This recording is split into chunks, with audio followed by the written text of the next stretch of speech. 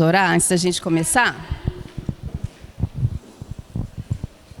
Pai querido, quero agradecer ao Senhor por mais esse dia, por essa oportunidade de estar aqui de novo nesse curso maravilhoso que eu amo, fazendo parte, Pai, da equipe agora, de professores. Paizinho, venha, Senhor, com teu espírito amável, que essa aula seja de aprendizado, de profundidade, Senhor, na tua presença. Que seja sobrenatural, Pai. Abençoa cada um que se dispôs a vir até aqui, Senhor. Que saia daqui transformado, Pai, de conhecimento e de amor e do Espírito Santo de Deus. Muito obrigada em nome de Jesus. Amém. Amém. Podem se sentar. Então, me chamo Leia. Bom dia de novo. Ionara, tá tão longe. Vem mais pra cá, Ionara. Ah, tá carregando. Deixa carregando. Vem mais pra cá, mulher. Aí tá pegando sol, tá isolada. Vem sentir o calor humano para cá. Gente, então a nossa matéria são os evangelhos sinóticos. Quem aqui já conhece? Sabe que são sinóticos? Amém. Então a minha professora foi a Martinha. E agora eu estou aqui dando para vocês essa aula de evangelhos sinóticos. Eu tenho... Oi, tudo bom? Sai do sol, mulher, vem mais para cá. E eu quero aqui não só fazer... Porque assim, quando a Maria disse, Léa, você vai dar aula de sinóticos. Eu falei, Maria, nem foi minha matéria preferida. Mas tá bom, vou estudar. E eu não sou assim apaixonada por sinóticos, não. Eu só gosto, porque eu amo a Bíblia toda, né? Mas aí eu comecei a estudar e me apaixonei. E eu tenho essa intenção de fazer com que vocês se apaixonem pela matéria também, porque ela é graciosa, é maravilhosa, é cheia de mistérios, de curiosidades. É isso que eu quero passar para vocês, tá? Que vocês se apaixonem por sinóticos. Então vamos lá, eu tive vários materiais de pesquisa. Quando a Maria me passou, faz mais de um ano para eu dar sinóticos, eu não tinha nenhum material. Então eu comecei a estudar alguns cursos, algumas aulas, algumas ministrações, alguns materiais, bíblias de estudo, mas a minha fonte principal de estudo para sinóticos foram essa coleção aí do Hernandes Dias Lopes, Comentários Expositivos Agnos. Gente, é uma coleção maravilhosa. Então a minha principal fonte de pesquisa e de estudo foram esses livros, e eu motivo vocês a adquirirem os livros. Não são muito baratos, mas é precioso. Esses livros do Hernandes são maravilhosos, eles são muito detalhista, você lê, é uma linguagem bem acessível, não é difícil, sabe? Aquela linguagem de livro muito cheia de um vocabulário muito técnico, muito rebuscado, não é. É um vocabulário bem simples, bem explicativo. Desses livros aqui vocês podem tirar, aprender sinóticos, dar aula de sinóticos, tirar ministrações, e enfim, até aconselhamentos. Então é um livro, eu vou pegar para vocês verem. Marcelo, você pega? Para vocês darem uma olhadinha no tamanho das crianças que eu estudei.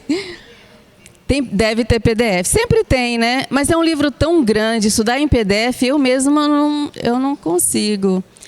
Mas deve ter mesmo. Olha o tamanhozinho das crianças, gente. Mateus tem 700 e poucas páginas, 800 e poucas. Marcos, que eu chamo de Marquinhos, que é o menor, 600, pode... Dá para eles, vão olhando e manuseando e vão passando para trás, para vocês verem que a linguagem é bem gostosa. Não é assim uma coisa difícil, não.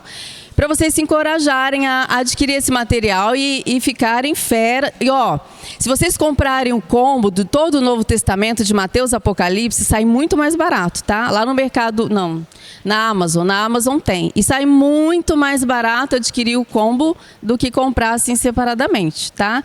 E é maravilhoso. Gente, folhei para vocês verem, é maravilhoso. Oi, é maravilhoso esse livro. Então, a minha principal fonte de pesquisa, de estudo, foram esses livros aí. Se vocês quiserem adquirir, é um ótimo investimento. Eu que adoro livros, eu não gosto muito de PDF, eu não gosto de Kindle, não gostei de estudar em Kindle, eu gosto de papel, porque eu gosto de riscar, eu gosto de pintar.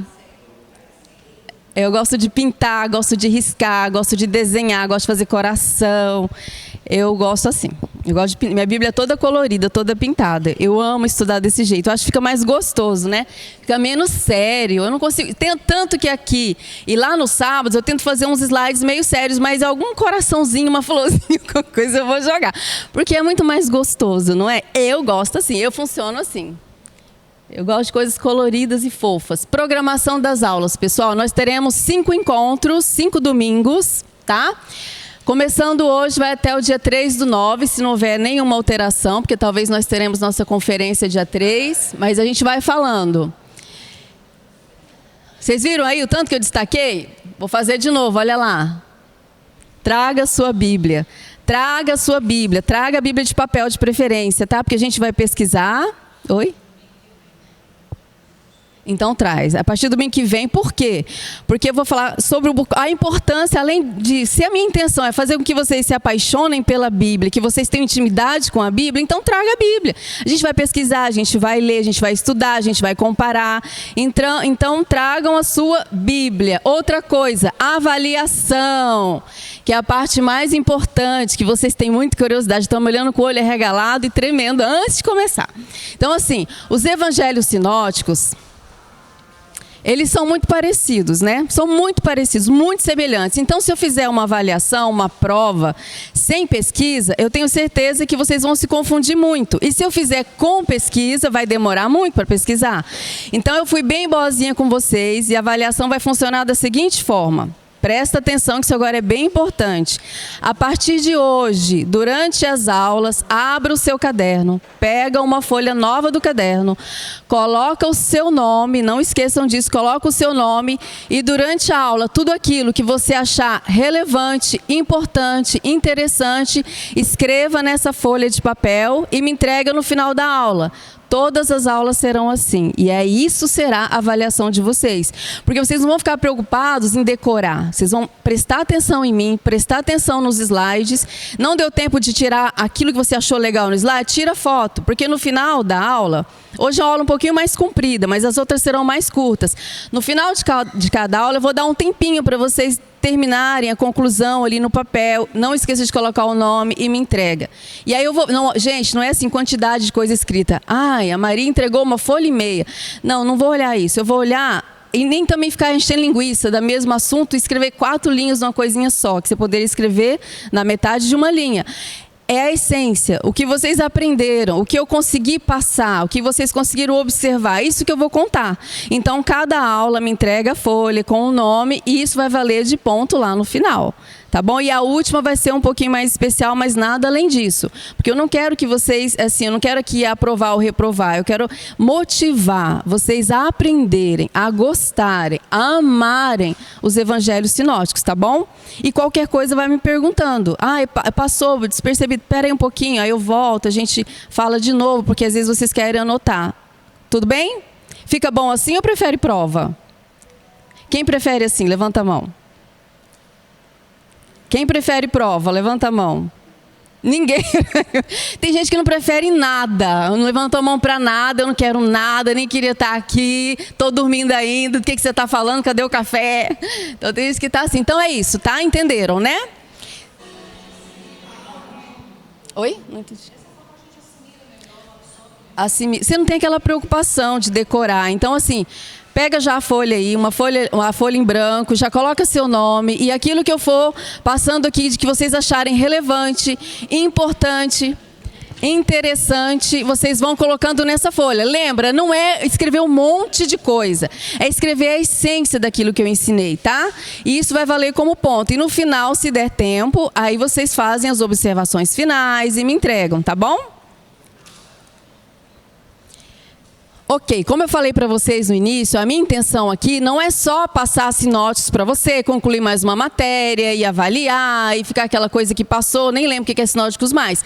Eu quero fazer com que vocês se apaixonem por essa disciplina e quero fazer com que vocês ainda mais se apaixonem pela Bíblia, porque ela é apaixonante. Ela é apaixonante, mas vou ser bem honesta, eu não sou apaixonada não.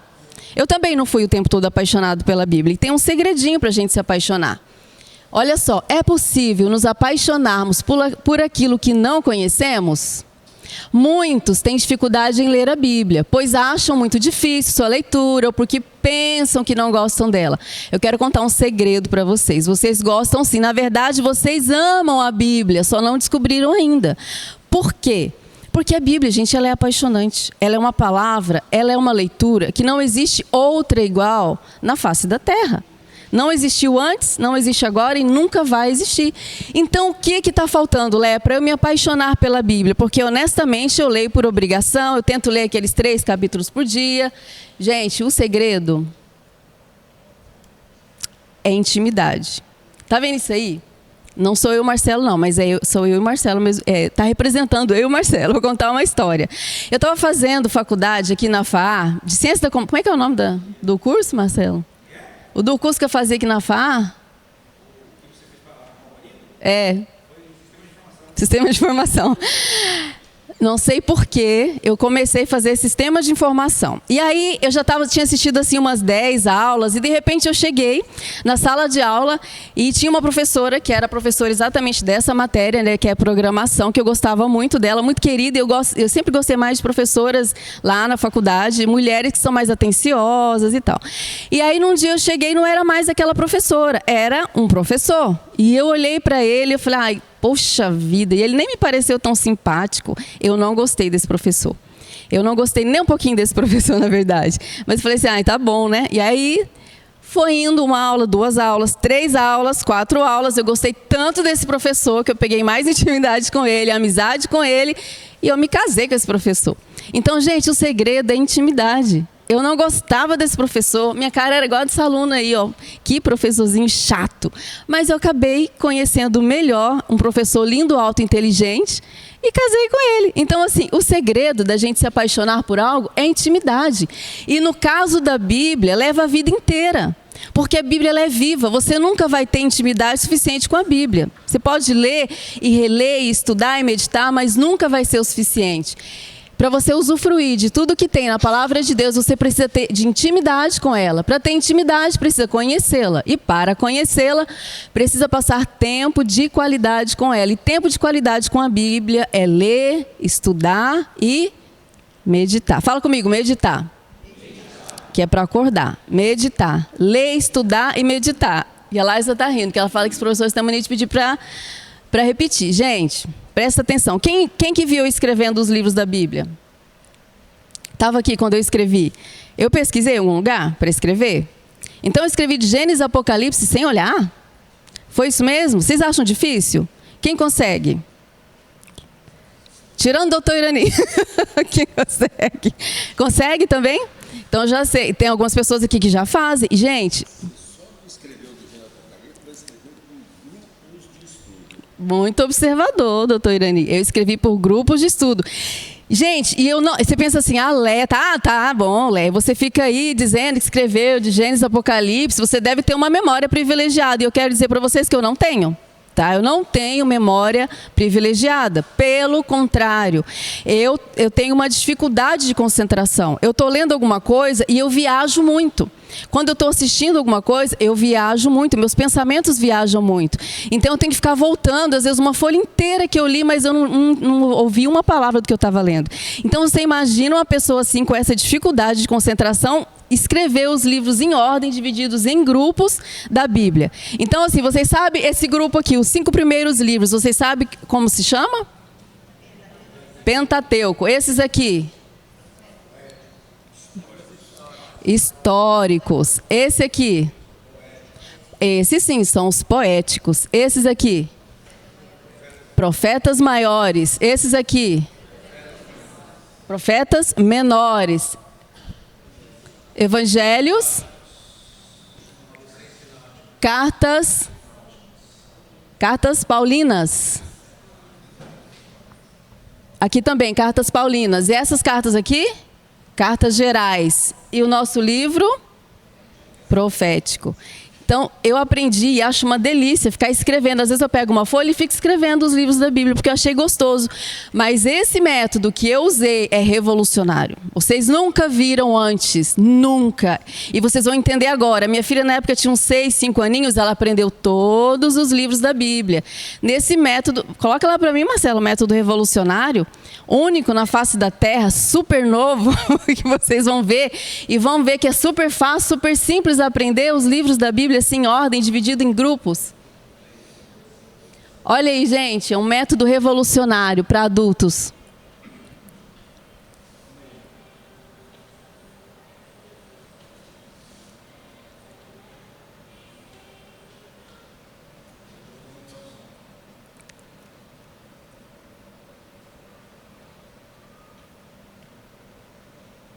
Abaco, Sofonias, Ageu, Zacarias, Malaquias, os 30...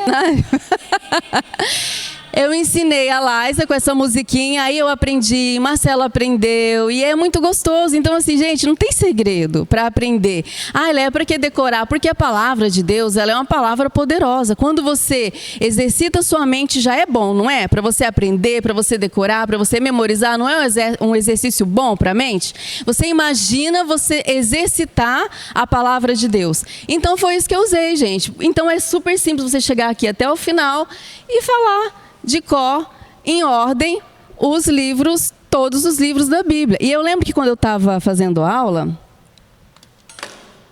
o doutor Irani falou assim, quem é que sabe os profetas menores em ordem? Levanta a mão e fala em ordem os profetas menores. E aí, como eu já sabia, que ele falou assim, vai ganhar R$50. Eu já levantei, falei, Zé, já, Moza, Badias, já falei, ganhei R$50.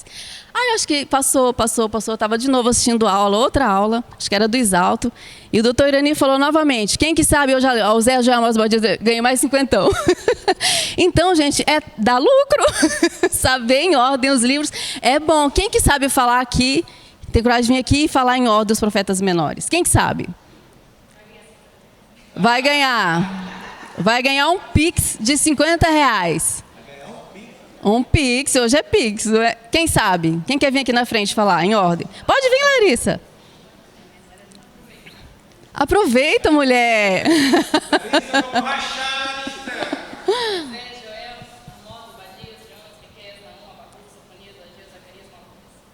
Olha aqui. Ô, bênção. Obrigada, doutor Irani. Olha aí, gente. Palmas para ela.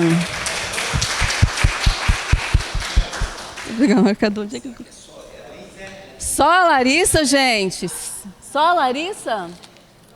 Eu só preciso achar onde eu coloquei o passador agora. O passador, eu não sei onde eu coloquei.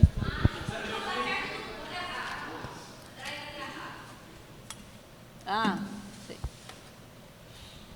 Então, assim, é uma dica para vocês, até o final do curso, não só os profetas menores, mas vir aqui no quadro e escrever até o final. É uma dica para vocês, tá bom? Vamos combinar assim?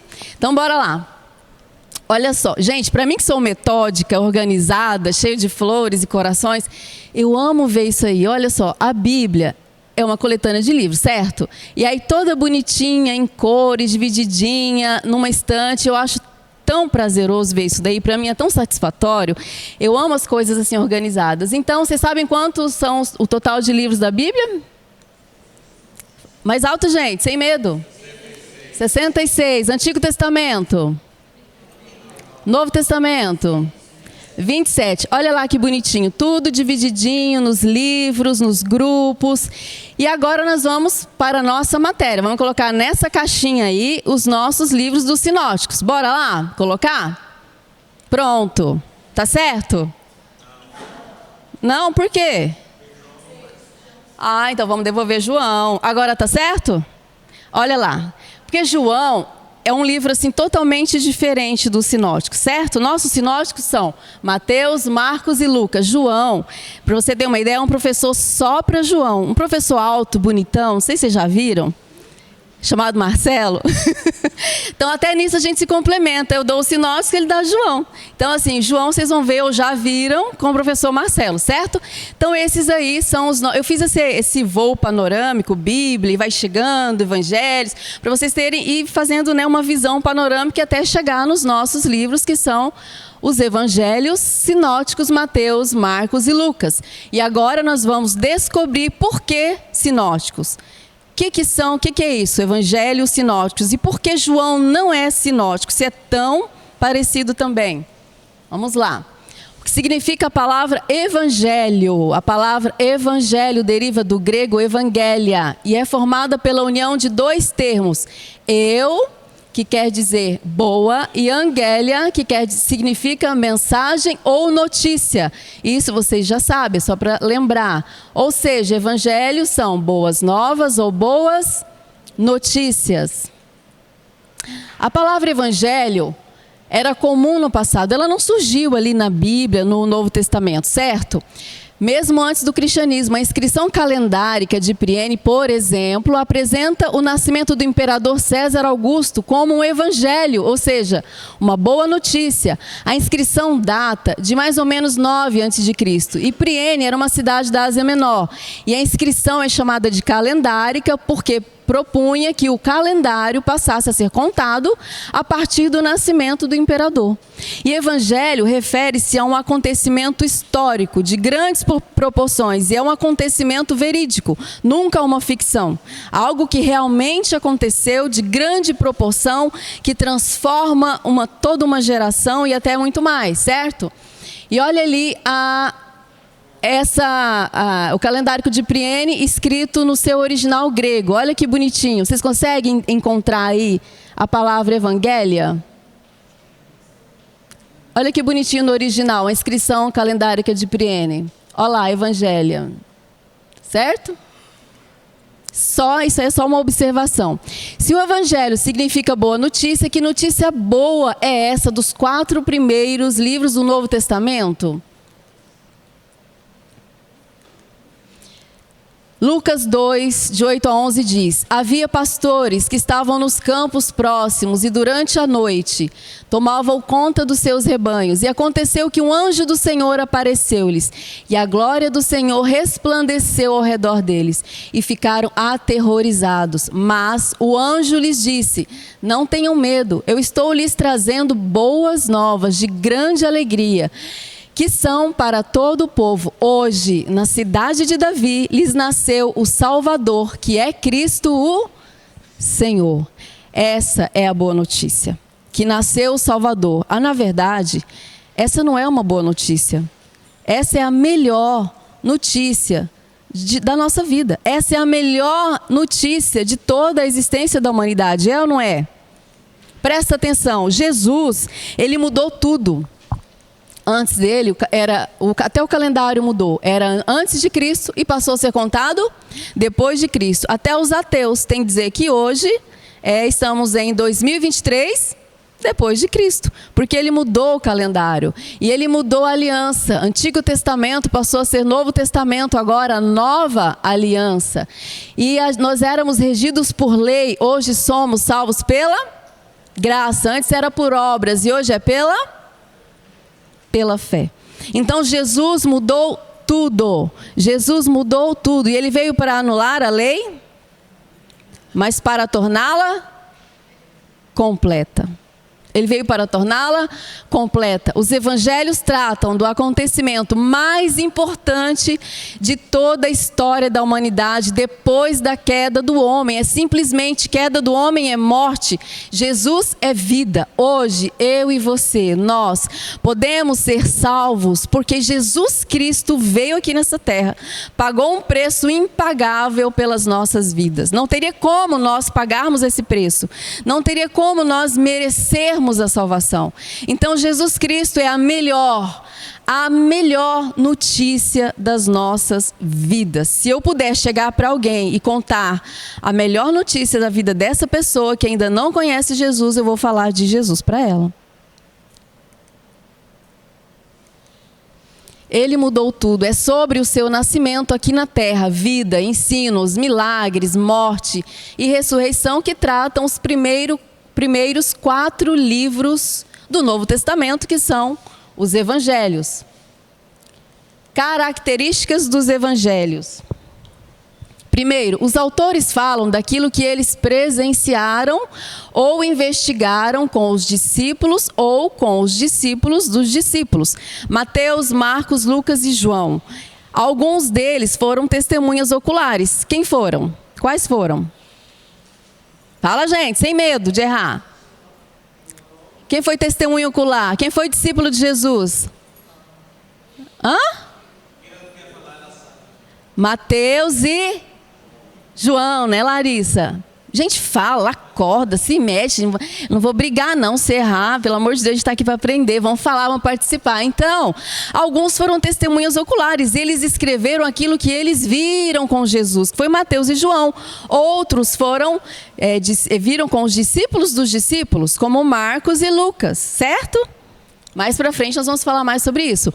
Apesar de os evangelhos nos trazerem informações sobre Jesus, ele mesmo não nos deixou nenhum material escrito. Ou deixou? Deixou? Não deixou? Tem certeza, Wagner?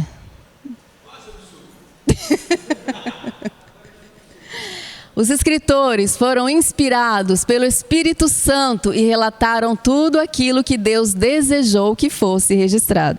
Então, assim, Pai, Filho e Espírito Santo são um. Dessa forma, Jesus deixou toda a Bíblia, mas ele mesmo, com a sua mãozinha humana, não escreveu, não deixou escrito. Pelo menos não, a gente não sabe. Eu sei que ele escreveu na terra, na areia. Isso aí eu sei, está lá na Bíblia. Mas não deixou nenhum material oficialmente escrito. Os evangelhos são originalmente anônimos. Vocês sabem o que isso quer dizer? Estamos falando dos 4, tá? Mateus, Marcos, Lucas e João. O que é isso, originalmente anônimos? Oi? Eles não se identificaram em seus textos. Eu, Mateus, escrevo isso para provar que Jesus é o Messias. Não. Quem que gosta muito no Novo Testamento de se manifestar, de se identificar? Paulo, mas os evangelistas, eles não fizeram isso. Então, todos os evangelhos são originalmente anônimos. Então, através de pesquisas, de estudos, estudiosos da igreja primitiva, né, os pais da igreja, chamados assim nas literaturas, eles sabem quem foram e testificam isso, através de estudos e provas e documentos antigos, mas eles mesmos não se identificaram, tá bom? Olha lá, a redação dos evangelhos não deve ser vista com a precisão cronológica. O que isso quer dizer? Eles não tiveram esse cuidado. No dia 1, Jesus fez isso. Aí no dia 2, ele fez isso, mas aí no dia 3, não, eles não fizeram isso. Até porque eles não escreveram imediatamente, assim, instantaneamente, Jesus fazendo e eles escrevendo. Nós vamos estudar isso mais para frente. Então, nos sinóticos, por exemplo, tem uma certa movimentação do antes e depois. No geral, no amplo, no bloco grande. Mas no dia a dia vocês não podem achar que eles fizeram com essa preocupação cronológica, muito menos com exatidão histórica, porque não eram historiadores. Eles não estavam preocupados em montar uma história e muito menos uma biografia completa de Jesus. Então, nos evangelhos vocês não vão ver essa preocupação de montar uma biografia detalhada e completa de Jesus, porque o objetivo de cada um deles era outro. E outra, segundo João, não tinha nem como, olha só. Jesus fez também muitas outras coisas. Se cada uma delas fosse escrita, penso que nem mesmo, gente, olha isso, no mundo inteiro haveria espaço suficiente para os livros que seriam escritos. João 21, 25. Vocês acham que ele exagerou um pouco? Mas Jesus fez muita coisa, hã?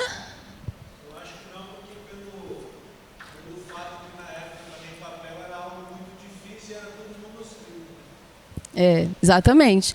Mas segundo João, não caberia no mundo inteiro.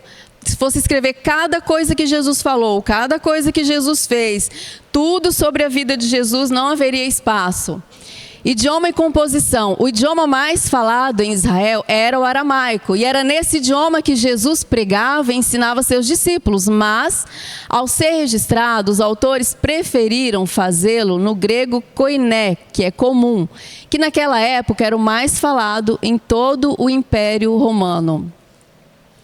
O material usado, como Wagner falou, era um material orgânico, chamado papiro, feito a partir de fibras de plantas. E esse papel era muito popular, mas se desintegrava rápido. Por isso, não existem os manuscritos autógrafos. O que seria isso? Autógrafos. Nós não estudamos a partir de manuscritos autógrafos, que são aqueles feitos pelo próprio autor, porque não é como hoje, não é? Na verdade, o papel hoje já está meio que obsoleto, já estamos na era da tecnologia, né? do computador, da digitação, mas naquela época o papel era inovação. Então não era muito comum, não era acessível, não era fácil. E a grande maioria das pessoas eram ignorantes quanto à escrita, certo? Não é como hoje, que o estudo é acessível. Então não havia, hoje a gente não tem mais, porque o papiro ele desintegrava facilmente. Não é como o nosso papel de hoje, que vai amarelando, mas se a gente cuidar bem, dura toda uma vida, certo? Então não existem mais esses materiais originais escritos para nós estudarmos. Tradição oral. Nós vamos aprender agora sobre tradição oral. E mas por quê, Leia? Porque é algo muito importante. É uma característica marcante dos judeus, a tradição oral. E isso é fantástico. Eu acho fantástico. E, além do mais, vai nos ajudar a entender muitas coisas, das disposições que eles colocaram nas escrituras, como colocaram, por que colocaram, como que eles se lembraram. Então, a tradição oral vai nos abrir essa janela de conhecimento muito interessante. Presta atenção.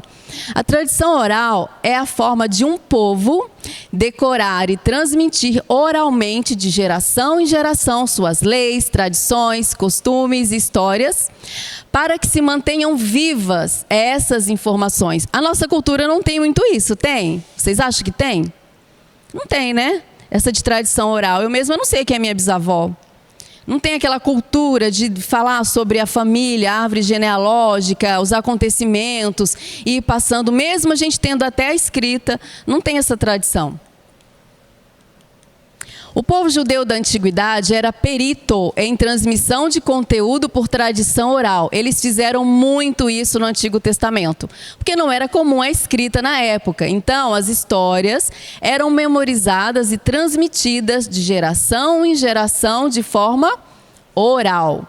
Os judeus também praticavam a tradição oral com a Torá, a lei do povo judeu. Olha só, a nossa Bíblia cristã e a Bíblia judaica. Vamos fazer uma comparação, um paralelo. O Antigo Testamento nosso é a Taná. E o Pentateuco, que são aqui os 5 primeiros livros da Bíblia judaica, é a Torá, certo? A Taná possui os mesmos, ou seja, o Antigo Testamento dos judeus possui os mesmos livros do Antigo Testamento da Bíblia cristã. Porém, os nomes e as disposições são diferentes da nossa Bíblia. O nosso Antigo Testamento possui o quê? 39 livros, certo? A Taná possui 24 livros. Por quê? Tem menos livros? Não. Porque alguns dos nossos livros são considerados apenas um, como os 12 profetas menores, que a Larissa falou aqui na frente. Na Taná é apenas um livro, por isso que a disposição é um pouco diferente na Taná e por isso que a quantidade de livros também é diferente. Isso aí é por curiosidade para a gente falar mais sobre a tradição oral. A Torá conta a história desde a criação do mundo por Deus até a chegada do povo judeu em Israel e a morte de Moisés no Monte Nob. Ou seja, a Torá são os 5 primeiros livros. Para nós, são o Pentateuco, e para eles é a Torá, para o povo judeu. Ela tem origem no termo hebraico yará, leia-se orá, que significa ensinamento, instrução ou lei. A Torá é considerada um guia prático para cada judeu, com 613 mandamentos, destes 48 o que fazer e 365 mandamentos negativos, o que não fazer. 365. E existem 2 tipos de Torá, a escrita e a oral, que é o conjunto de instruções que ensinam como cumprir os mandamentos da Torá escrita. A tradição oral ensina como aplicar a lei a cada situação prática. Ou seja, para eles é tão comum a tradição oral, é tão comum passar conhecimento de vô para pai, para filho, que a Torá, em volta da Torá, os estudiosos falam, foi crescendo uma lei oral em volta da Torá. Por quê? Eles pegaram os ensinamentos da Torá e foram colocando mandamentos, o que fazer e o que não fazer em cada situação. Situações muito específicas, sabe? Para o Shabá, em diversas situações, oralmente, sem escrever nada, e decorando, memorizando e passando de pai para filho e consequentemente. Olha só um exemplo. Os judeus, é uma lei deles, tá? O judeu só pode ser considerado judeu se for descendente por parte de mãe. Isso não está escrito na Torá. Isso é uma tradição oral. Inclusive, alguns judeus messiânicos ou ortodoxos, eles não acreditam nessa tradição oral. Mesmo aqueles que são judeus por parte de mãe, conforme manda a lei. Eles não acreditam, eles pensam, por quê? Por parte de mãe.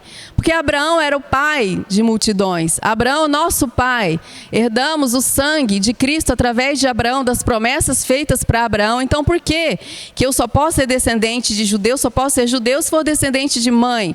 Então, alguns judeus já li, já ouvi alguns relatos, e nem todos eles acreditam nessa tradição oral. E isso não está escrito. Essa lei sobre o judeu ser descendente só por parte de mãe é da tradição oral.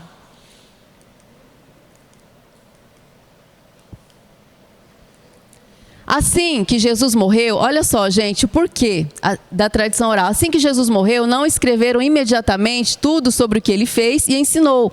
Nos primeiros anos após a sua morte, as boas novas eram propagadas oralmente.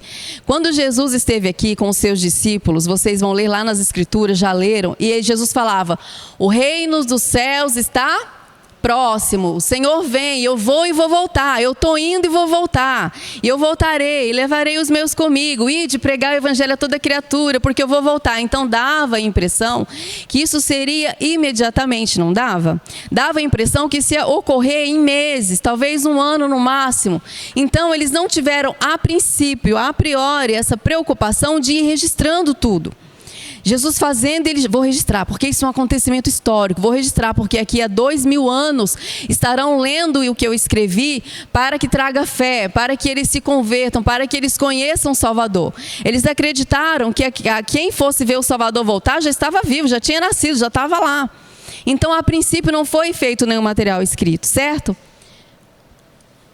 Havia uma expectativa que Jesus voltaria dentro de pouquíssimo tempo, por isso as testemunhas oculares, aquelas que andaram com Jesus, não achavam necessário registrar nada, mas com o passar dos anos, quando os discípulos começaram a ser presos e mortos, surgiu a necessidade de registrar tudo de forma escrita. As informações sobre Jesus começaram a ser escritas por volta do ano 45 depois de Cristo, ou seja, aproximadamente 15 anos. A igreja dependeu exclusivamente da tradição oral. Por quê? Porque os discípulos de Jesus e os discípulos dos discípulos de Jesus já têm essa tradição de ensinar as pessoas oralmente, de lembrar, de memorizar aquilo de importante que aconteceu e passar com detalhes. Com detalhes. O Senhor pensou em cada detalhe, preparou tudo para que o Evangelho chegasse até nós e até o mundo inteiro. A tradição oral do povo judeu foi importantíssima para que os evangelistas conseguissem lembrar detalhes importantes de tudo o que aconteceu, para que fosse registrado e chegasse até nós hoje através dos evangelhos. E eu pergunto, tudo o que foi registrado foi fruto da memória pela prática da tradição oral? Então essa foi a ferramenta que Deus usou, preparando aquele povo para ter essa tradição de ensinar, de memorizar, de passar. Jesus, o Senhor, dependeu disso para que a nossa Bíblia fosse escrita com tantos detalhes? Será que foi essa ferramenta, somente isso? A Bíblia explica a Bíblia. Mas está escrito assim, João 14, 26, aquele Consolador, o Espírito Santo, que o Pai enviará em meu nome, esse vos ensinará todas as coisas e vos fará lembrar de tudo quanto vos tenho dito. Às vezes eu fico impactada com alguns detalhes da Bíblia. Eu vou falar para vocês mais para frente, algo fantástico em Lucas que eu vi, que eu observei, e é fantástico, é inacreditável. Eu penso, foi a tradição oral? Tudo isso porque eles decoram, porque eles pesquisam, e eles vão perguntar para o pai, porque o pai perguntou para o vô, e sabe tudo lá de trás? Mas não, a Bíblia explica a Bíblia. O Espírito Santo fez com que lembrassem de tudo o que o pai queria que fosse registrado. Isso é fantástico. Oi.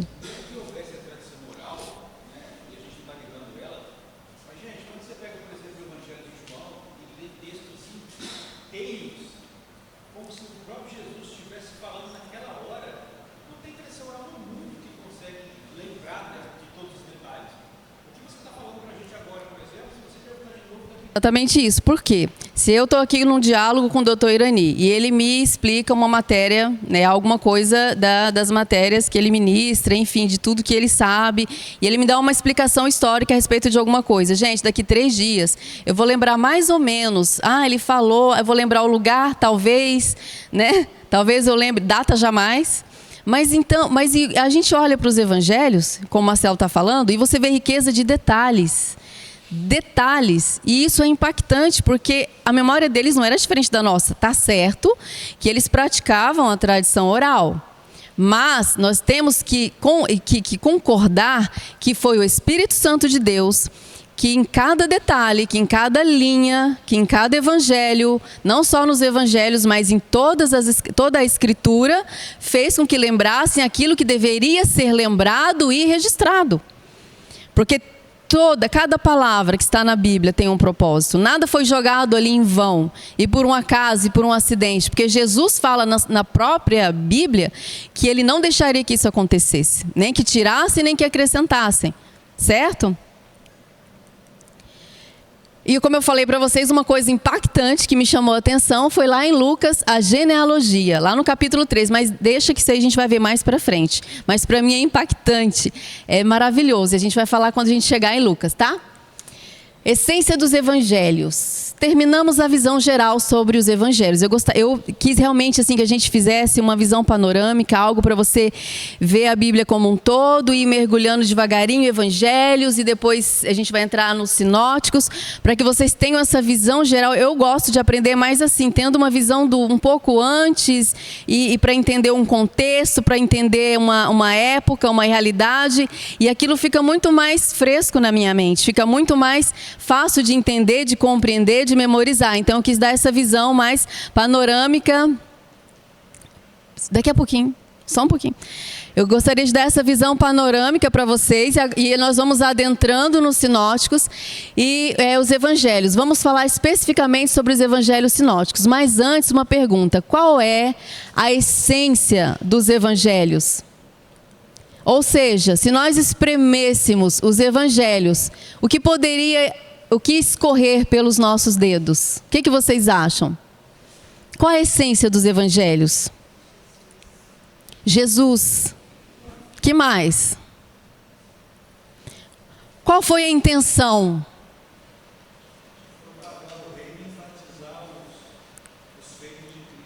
Propagar o reino, enfatizar os feitos de Cristo. Fazer com que o povo creia. Olha só a Bíblia, o que ela diz? Em Romanos 1,16, o Evangelho é o poder de Deus para a salvação de todo aquele que nele crê. Gente, não é porque vocês vão decorar que vocês vão crer. Não é porque alguém vai chegar e vai falar: doutor Irani, você tem que acreditar porque está escrito assim, e eu com o meu intelecto, o meu raciocínio, eu vou trazer toda uma lógica para ele não vai crer. Não é por isso.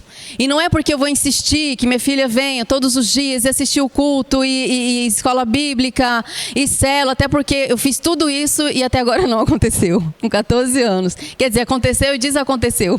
Eu acho que é a adolescência, mas é o poder de Deus. Então hoje eu oro e eu confio.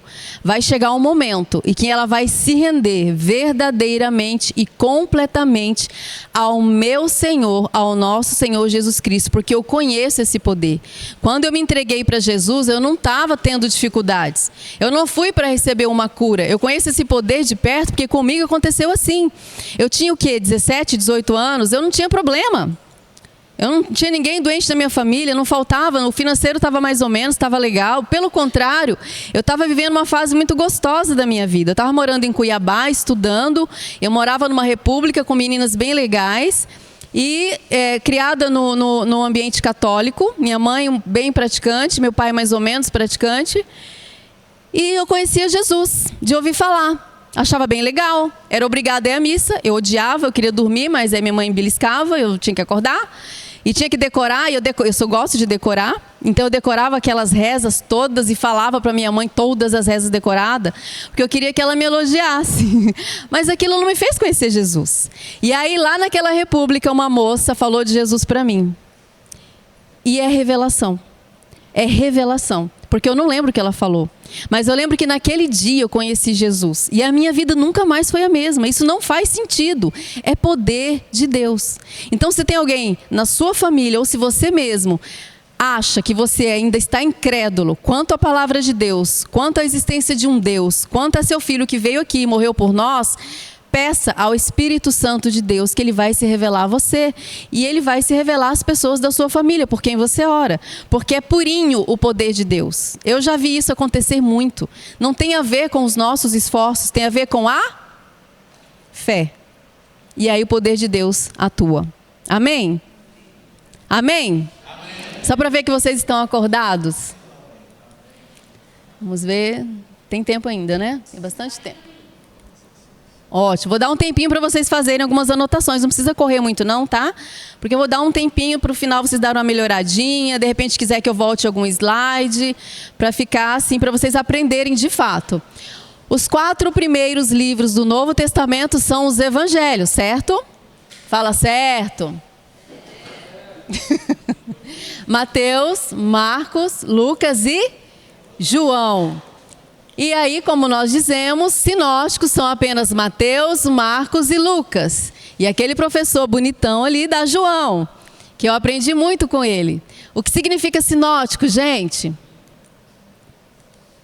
Evangelhos sinóticos. Olha lá. Sim, significa no grego, mesma. E ótico, olhar, ou seja, os evangelistas dos 3 primeiros evangelhos, Mateus, Marcos e Lucas, apresentam a vida de Jesus sob a mesma ótica ou sob o mesmo ponto de vista. Ou seja, Leia, vocês falam assim para mim, eu já li Mateus, Marcos, Lucas e João, já estudei bastante, mas na verdade são todos iguais. É porque vocês não estudaram com profundidade.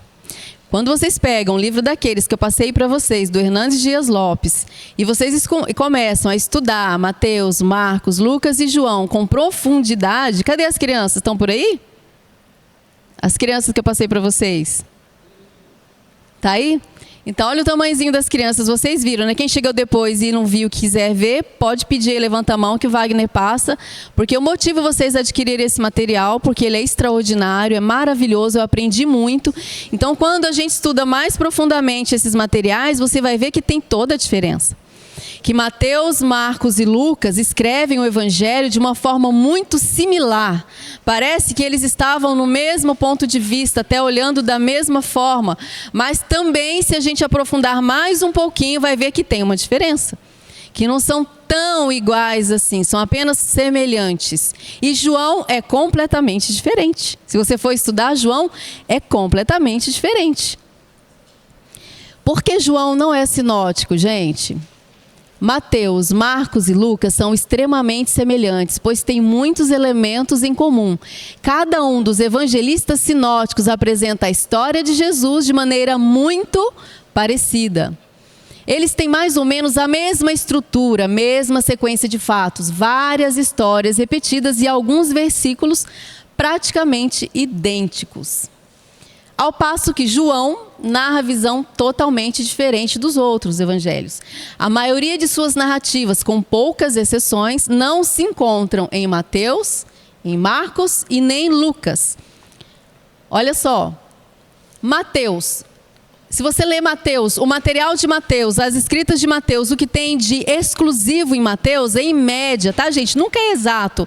É em média, 42% de Mateus é exclusivo. 42% do Evangelho de Mateus, vocês só vão encontrar em Mateus.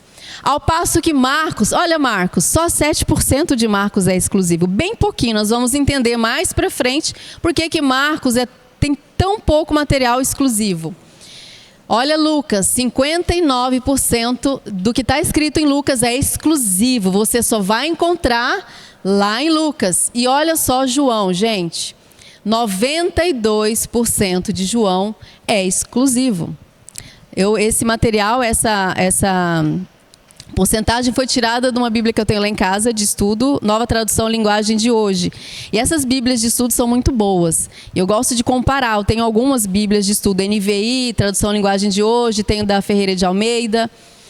E nós tiramos assim conteúdos, coisas interessantes, muito específicas, que abrem o nosso entendimento para muita coisa. Então João, ele realmente, olhando para essas porcentagens, ele realmente, nós devemos concordar que ele é diferente, certo? E nós vamos ver durante as nossas aulas por que dessas semelhanças. João é diferente, mas não contradizem nada do que está registrado nos evangelhos sinóticos. Devemos deixar isso bem claro, porque os sinóticos mais João nos traz uma narrativa plena de fatos, ligações com o Antigo Testamento, que nos permite construir o entendimento sobre a revelação que Deus estava trazendo sobre Cristo. Eles se complementam.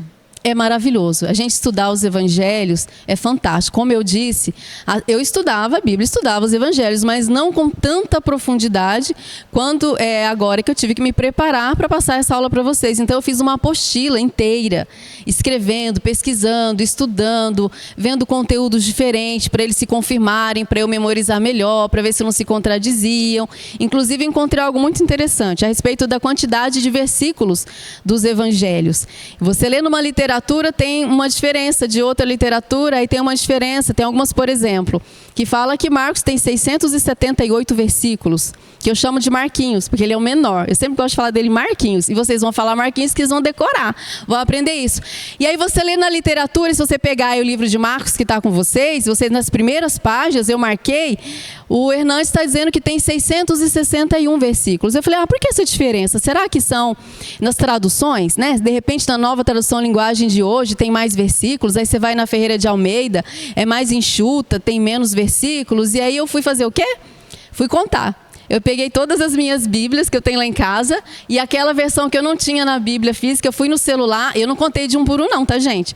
Eu peguei assim, primeiro capítulo, 47 na calculadora, mais, segundo capítulo, 63, porque eu queria saber o porquê que essa discrepância, né? Então, eu não entendi se é só um erro de digitação ou se tem alguma linguagem que realmente tem menos versículos, mas todas as minhas Bíblias deram 678 versículos no livro de Marcos, tá bom? Só uma curiosidade. Olha só, esses aí são os sinóticos, Mateus, Marcos e Lucas. Olhando para esse quadro, o que vocês observam?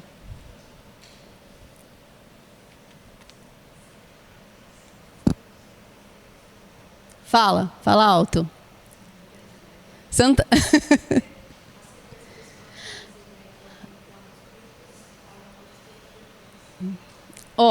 Se você observar, Mateus 3, 4, 26, eu estou crescendo, né? Marcos também, certo? Apesar de estarem em capítulos diferentes, você observa que é a mesma sequência? Que eles colocam as histórias na mesma sequência? Tá certo que são capítulos diferentes, porque são evangelhos que têm uma quantidade de capítulos diferentes. Uns escreveram mais amplamente, outros mais resumidamente, mas eles têm a mesma sequência. Então, quando eu olho e observo que eles possuem, olha quantas histórias em comum. E lá na Bíblia, você vai ver lá o títulozinho do capítulo que você começa. Então, tem os mesmos títulos. Então, o que eu observo? Muita semelhança nas histórias, mesma sequência delas. Por isso são sinóticos, porque são realmente muito semelhantes. Porque eles até fizeram uma sequência muito parecida, apesar de, como eu disse lá atrás, que eles não se preocuparam com uma ordem cronológica. Mas se você for olhar em blocos maiores de acontecimento, eles tiveram sim essa preocupação. Tá bom?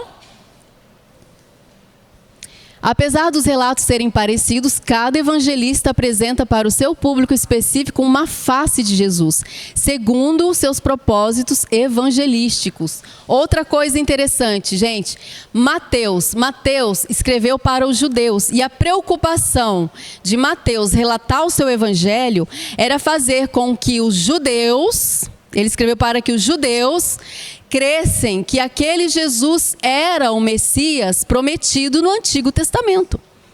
Então tem muitas características de Mateus que mostram isso. Um judeu escrevendo para judeus, para mostrar para eles, para que eles crescem que Jesus é sim o Messias, aquele que foi dito no Antigo Testamento, aquele que foi dito por vários profetas que ele viria, inclusive com detalhes. E por conta disso, em Mateus nós vamos observar que ele coloca, é o livro que mais cita o Antigo Testamento. Ele mais cita o Antigo Testamento, inclusive assim, para cumprir o que fora dito pelos profetas, para cumprir o que diz o profeta. Ele tem muito essa frase, essa expressão, para que se cumprisse o que fora dito. Por quê? Porque o objetivo de Mateus era provar para o seu povo judeu que Jesus era o Messias. Já o Marcos escreveu para os romanos, ele mostrou Jesus como servo sofredor. Uma característica de Marcos, que ele é o evangelho da ação, do fazer. O Hernandes Dias Lopes chama Marcos de evangelho dos milagres, porque a preocupação de Marcos era mostrar para os romanos que Jesus, o Deus, era um servo sofredor. Que, ou seja, se o nosso Deus veio aqui nessa terra para nos salvar e ele veio servir e não ser servido, o que resta a nós? Servir. Então, Marcos, no seu evangelho, se vocês forem estudar profundamente, marcando, meditando, vocês vão observar que é o evangelho do fazer. E fez imediatamente, ele usa muita expressão, e logo após, e imediatamente, e em seguida. Ou seja, Jesus fazia, Jesus já começou dando timbum no rio e batizando. Jesus não nasceu no evangelho de Marcos, não teve a genealogia, ele já foi direto em Jesus adulto, ele apresentou João Batista, já apresentou Jesus batizando, e depois saiu da água molhado, ainda já começou a curar, expulsar demônio e acalma a tempestade. E é assim, o evangelho de Marcos é o evangelho da ação. Então é uma característica bem peculiar de Marcos. Já o objetivo de Lucas era escrever para os gregos e mostrar Jesus como homem perfeito. Por que homem perfeito? Característica dos gregos. Eles buscam a perfeição no homem. Então, Lucas estrategicamente apresentou esse Deus que era perfeitamente homem, perfeitamente Deus, como homem perfeito. Os evangelhos sinóticos se basearam em uma mesma fonte documentária, por isso são tão parecidos. Existem algumas teorias apresentadas por estudiosos. Vamos lá, gente. Uma teoria. Por que os evangelhos são tão parecidos? Porque houve o emprego da tradição oral, como eu disse para vocês. E a tradição oral ficou tão estereotipada que se transformou numa só fonte documentária aproveitada pelos autores dos evangelhos sinóticos. Segundo essa teoria, falou-se tanto, porque é hábito dos judeus falar e repetir, que foi fácil eles sentarem e escreverem tudo igual. Essa é uma teoria. Outra teoria, os autores dos sinóticos tiveram acesso a um escrito mais antigo, não existente mais em sua forma original. Alguém escreveu lá no papiro e todos eles tiveram acesso a esse mesmo escrito, por isso ficou tão parecido.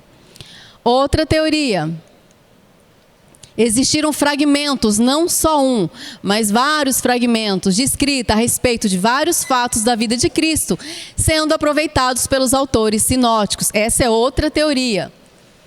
Outra teoria é que os escritores sinóticos aproveitaram os escritos uns dos outros, por isso a grande semelhança dele. Ou seja, Marcos pegou Lucas e deu uma olhadinha, aí Lucas tinha terminado ainda, pegou Marcos e deu uma olhadinha, e aí Mateus pegou e olhou Marcos e Lucas, deu uma olhadinha e eles trocaram ideias. Essa é uma outra teoria.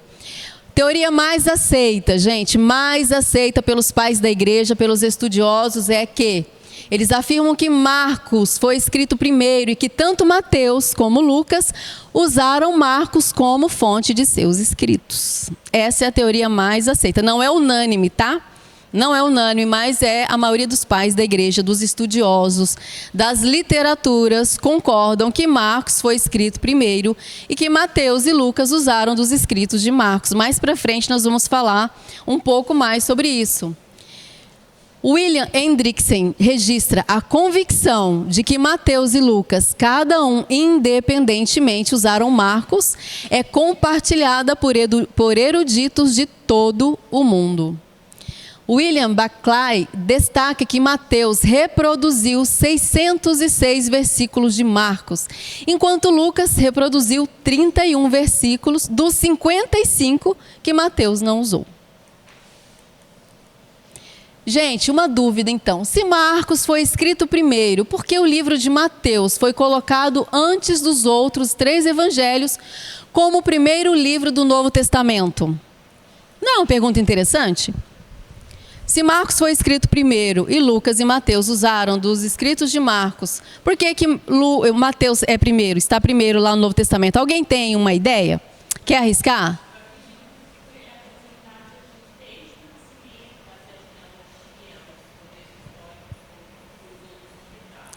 Então, ela diz que é porque apresentou Jesus desde o nascimento, desde o comecinho, mas Lucas também faz isso.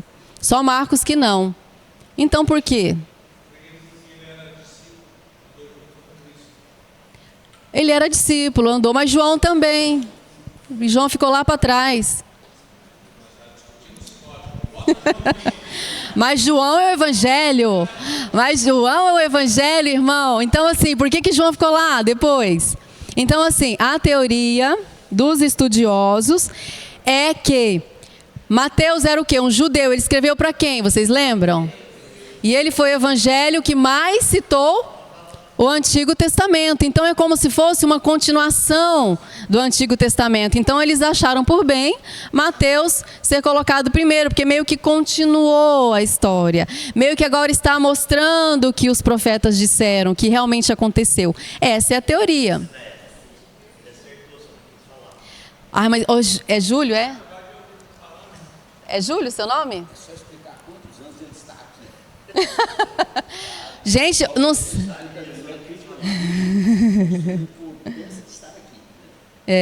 viu, Júlio? Você aprendeu, hein? Só que você tem que ter coragem de falar. Mas eu não posso falar de você, Júlio. Eu tenho essa dificuldade também, Júlio. Eu estou aqui porque eu sou professora, eu tenho que falar. Mas se eu estivesse sentada, o medo de errar... Gente, o medo de errar é grande, né? Mas a gente tem que arriscar. Porque a aula fica mais gostosa, com participação, errando ou não. O Wagner tornou a aula bem prazerosa, porque ele fala, ele não está preocupado se vai acertar ou vai errar. Aí a gente discute, a aula fica gostosa, não é? Então vamos falar, gente, por favor. Vamos responder. Não errou não, Wagner, não errou. A sua pontuação, Wagner, foi muito válida. Na verdade, a pontuação dela também foi muito válida. É uma observação válida.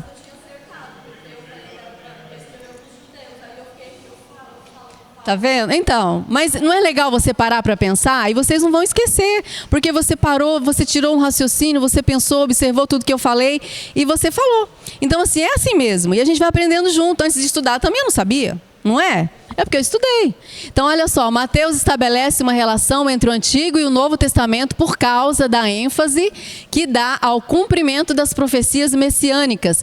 É como se fosse uma continuação do Antigo Testamento. Por ser escrito para os judeus para provar que Jesus é o Messias, ele cita muito o Antigo Testamento. Inclusive, como eu disse, ele repete muitas vezes a expressão para que se cumprisse o que fora dito. E acabou a primeira aula, gente. Então, assim, temos minutinhos? Tem, olha lá, ainda sobrou 20 minutinhos. Então, o que vocês vão fazer? Vão escrever aí melhor aquilo que vocês estão lembrando, que foi pontual, foi interessante, que vocês não sabiam, ou que relembraram. E aí termina aí de fazer bem bonitinho, tá bom? E vocês me entregam e daqui a pouco tem o café, tá? Então, muito obrigada pela paciência. Deus abençoe vocês. Assim que você... Não esquece de colocar o nome, tá, gente? Coloca o nome na folha, tá bom? E aí vocês têm esse tempinho ainda para escrever alguma coisa que não deu tempo.